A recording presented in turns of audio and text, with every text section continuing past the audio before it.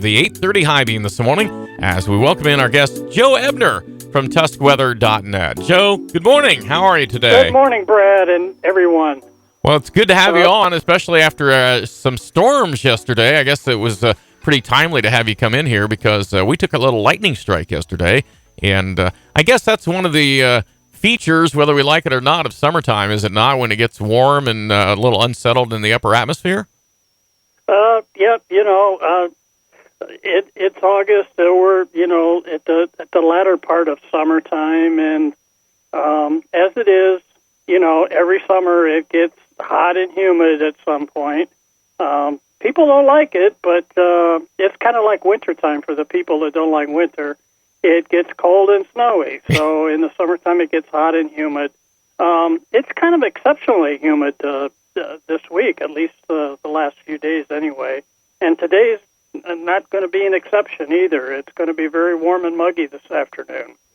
Well, yeah, we're going to be upper 80s. Tomorrow we have a heat index warning, so it could go into triple digits. Can you explain why it feels warmer on those days and we have to involve something called the heat index? Well, the heat index is mainly, it's sort of a made-up number, but there's actually some calculation and a formula that goes behind, that goes to come up with a number. And the two main factors are of course, temperature, how hot it gets. But the other important factor, and probably the most important, is the dew point temperature. And people are generally unfamiliar with dew points, but for weather folks, that's the way that we calculate the amount of moisture in the air. So generally speaking, when you have dew points, above, below 60 degrees, it's very comfortable outside. It feels nice.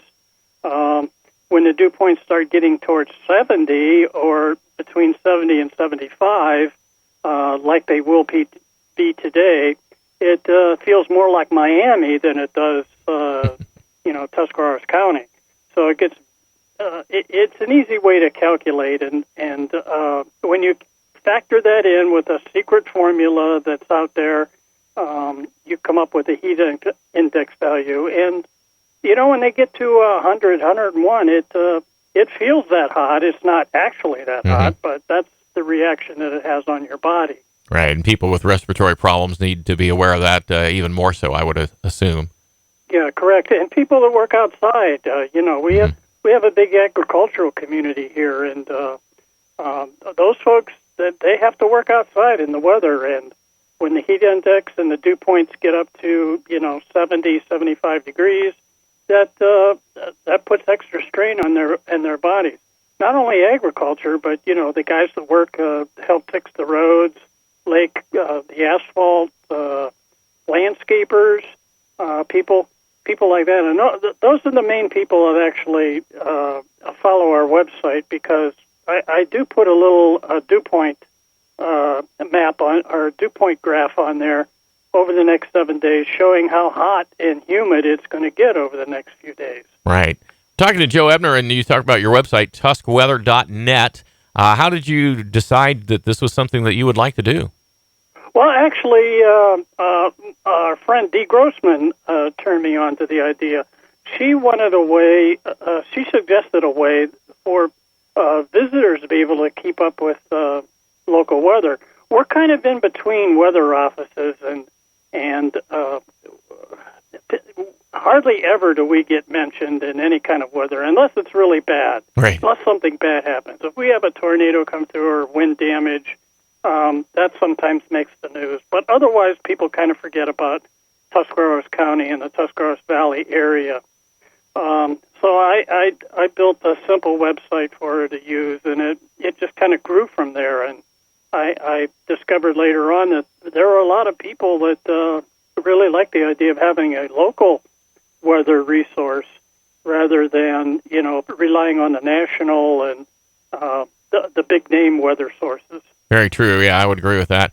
And so you've been doing this for a number of years. And I don't know if you want to... It's been about 12 years. Okay. So yeah. In that time and in your studies, do you see any trends? Because people talk about climate change or whatever, and we won't necessarily get into that entire debate, but are there trends that you have seen since you started this that you could say, well, look, this is happening more or less often than it used to?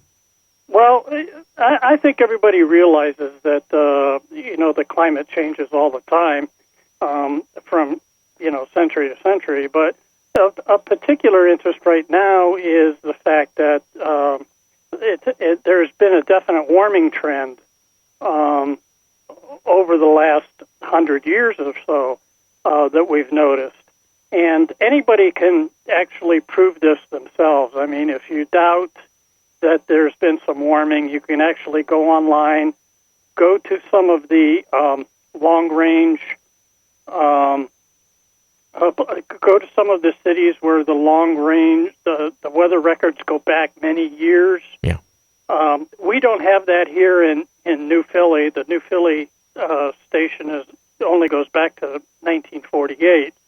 But if you go to a nearby city such as Worcester, where that agricultural station there has been there forever, you can actually see the trends that have happened over the last 10, 15, 20, 30, 40, 50 years.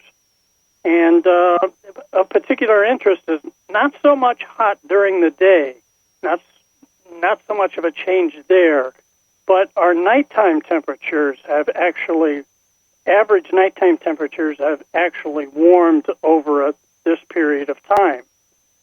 So it is noticeable. It's not a big jump. It's not, 10 or 20 degrees. It's small increments of less than a degree. But the trend of warming is definitely there. The problem is it's been politicized and it's just gotten all out of control. Right. But anybody can check. Anybody can look. What is the most fun part of this for you as far as studying the weather and putting together the webpage and all that? Where are you getting your satisfaction?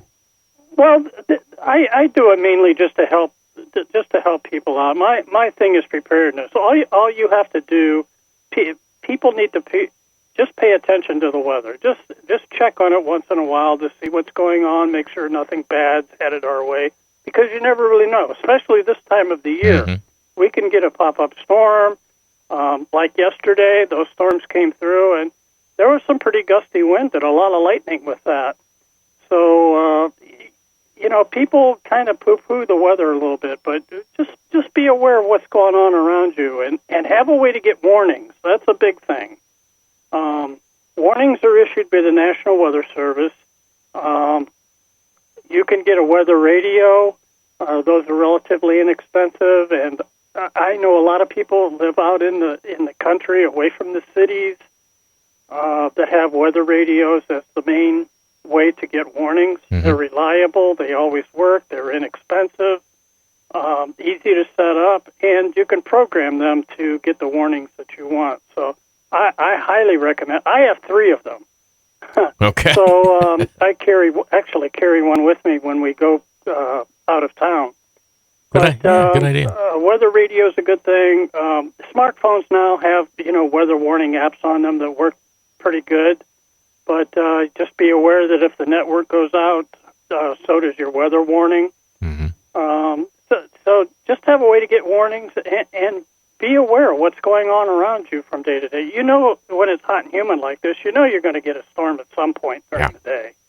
Well, I liked what you said earlier. Just pay attention. Sometimes just that sounds simple, but it's not easily done. Yes, it's pretty easy.